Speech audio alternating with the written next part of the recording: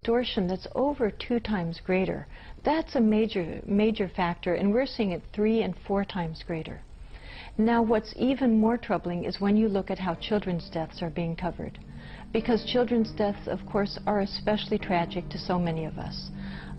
Almost everyone throughout the world feels that children are illegitimate targets of strife. Their deaths are intolerable. They're something that the world should prevent. So it's very important to see how our media are reporting on the large numbers of children that have been killed in this conflict. Now again, the first thing that we always should ask, and I hope we'll always remember to do this everywhere, is how many children were killed among both populations. When we hear a number among one population anywhere in the world, let's always ask, well, what about the other population? I want the full information. So again, we had the very sad job of looking at how many children were killed in this conflict in the first year and then again last year. We discovered that in the first year, 28 Israeli children had been tragically killed, and we discovered that 131 Palestinian children had been tragically killed during that first year. Now let's look at 2004, a period of relative calm, as our media were telling us. Well, again, we find a difference. It's very significant. We learned that 2004, 8 Israeli children had been tragically killed by Palestinians, and we learned that 179 Palestinian children had been tragically killed by Israelis. In other words, Palestinian children were being killed last year at a rate 22 times greater than Israeli children. Now here's an example of what the New York Times covered in that first year. We found that the New York Times covered Israeli children's deaths at a rate 6.8 times greater than Palestinian children's deaths. They reported on 125% of Israeli children's deaths, and for that same year, they reported on 18% of Palestinian children's deaths. Let's look at what they did in 2004. In 2004, we found that the disparity had grown even greater, and the New York Times reported on Israeli children's deaths at a rate over 7 times greater than they had reported on Palestinian children's deaths. Then you look at the TV networks, and they make the New York Times almost look good. The television networks, the disparity in coverage of children's deaths is truly off the charts, which of course is the name of our reports. And as we describe our reports, you'll see how that phrase continues to fit the media coverage, off the charts.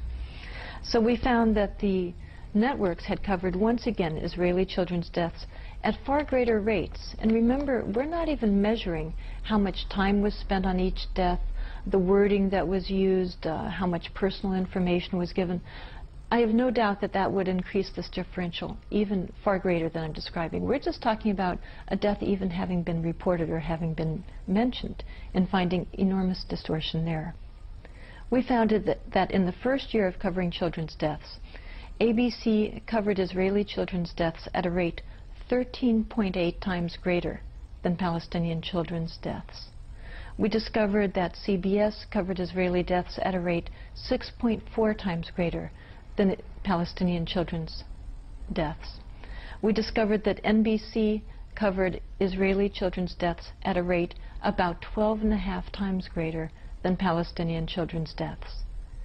These are all children. Their deaths are all tragic. Why are we hearing about one population's deaths at a rate up to 13 times greater than we're hearing about another population's deaths? As Americans, we need full information, not information about only one population. Then we look at what the networks did in 2004. In 2004, we found that, again, this immense distortion was going on. We discovered that ABC covered Israeli children's deaths at a rate 9 times greater, CBS covered Israeli children's deaths at a rate almost 13 times greater, and NBC covered Israeli children's deaths at a rate approximately 10 times greater. Once again, a huge differential based on ethnicity in the reporting that we're getting from our media. Another way of looking at these deaths is in the following charts. where we show on one side the Israeli column is in blue, and you'll see that the top half of the column is a different shade of blue. Those are the repetitions of deaths that were reported in our media, where that makes the blue column, which is the Israeli death column, look significantly higher than the amount of death that was actually going on the ground. Then you compare that to the red column, the Palestinian column, and you'll notice that the top half, far more than half, I'm afraid, of that column is a vast empty column of Palestinian deaths that were never even reported once, making the Palestinian death column look far smaller than it was in reality.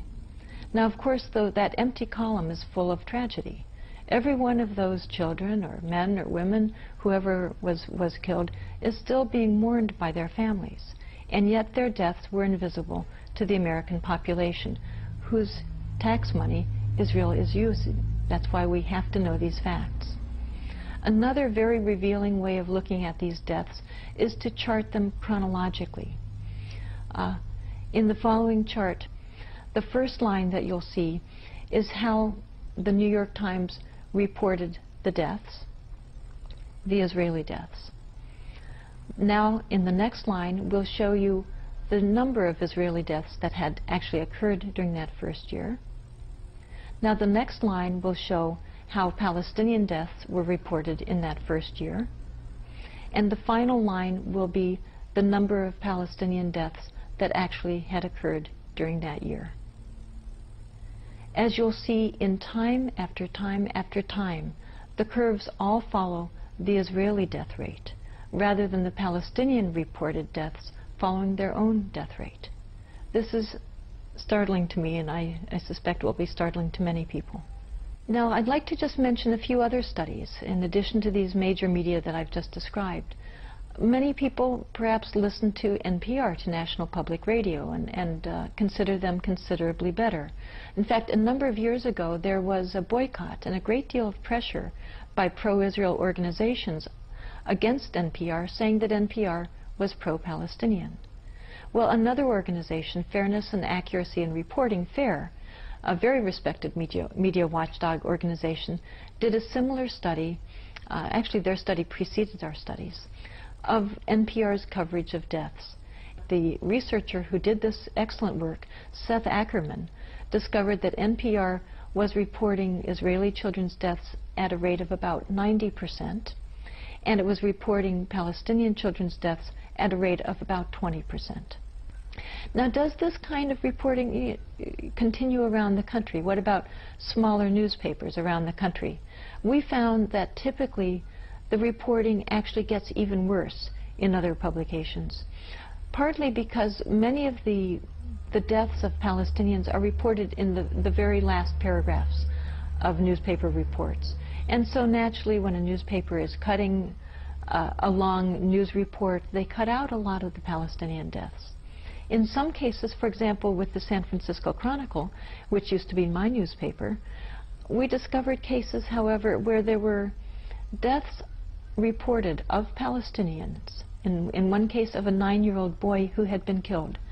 The death was reported in the news story, as I recall, in about the 3rd paragraph in the wire service report.